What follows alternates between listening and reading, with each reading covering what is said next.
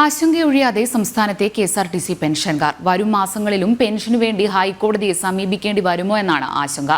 മുൻപ് ഹൈക്കോടതി chief secretary അടക്കം വിളിച്ചു വരുത്തിയിട്ടും സർക്കാർ പെൻഷൻ വിതരണത്തിൽ വീഴ്ച വരുത്തിയിരുന്നു.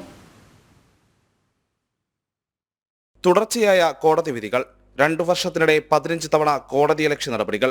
എന്നിട്ടും സമയാസമയങ്ങളിൽ കെഎസ്ആർടിസി പെൻഷൻ വിതരണം ചെയ്യാൻ സംസ്ഥാന സർക്കാരിന് സാധിച്ചിരുന്നില്ല. സർക്കാരിന്റെ അനാസ്ഥ മൂലം ആത്മഹത്യ തിരഞ്ഞെടുത്തത് പെൻഷൻ വാങ്ങി ഉപജീവനം കഴിച്ചിരുന്ന 4 പേരാണ്. 2023 കാലത്ത് 3 കെഎസ്ആർടിസി പെൻഷനേഴ്സ് ആത്മഹത്യ ചെയ്തതിന് പിന്നാലെ ചീഫ് സെക്രട്ടറിയെയും ഗതാഗത സെക്രട്ടറിയെയും 3 തവണ കോടതി വിളിച്ചു വരുത്തി ശാസിച്ചിരുന്നു. ഈ വർഷം ജൂലൈ, ഓഗസ്റ്റ് മാസങ്ങളിലെ പെൻഷൻ ഓഗസ്റ്റ് 29 മുമ്പ് കൊടുക്കണമെന്ന അന്ത്യശാസനം നിലനിൽക്കുമ്പോഴാണ് കാട്ടാക്കട സ്വദേശി സുരേഷ് ആത്മഹത്യ ചെയ്തത്. ഒടുവിൽ ജൂലൈ മാസത്തെ പെൻഷൻ വിതരണം പൂർത്തിയാക്കിയ സർക്കാർ 28 അവധി ദിവസമായിട്ടും ഓഗസ്റ്റ് മാസത്തെ പെൻഷനുള്ള ഫണ്ട് അനുവദിക്കുകയും ചെയ്തു.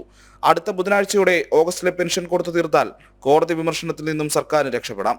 പുതിയ നടപടികൾ താൽക്കാലിക ആശ്വാസമായെങ്കിലും കെഎസ്ആർടിസി പെൻഷൻകാരുടെ ആശങ്ക അവസാനിക്കുന്നില്ല. കോടതി നിർദ്ദേശമുണ്ടെങ്കിലും സെപ്റ്റംബർ മാസത്തെ പെൻഷനും മുടങ്ങാൻ തന്നെയാണ് സാധ്യത.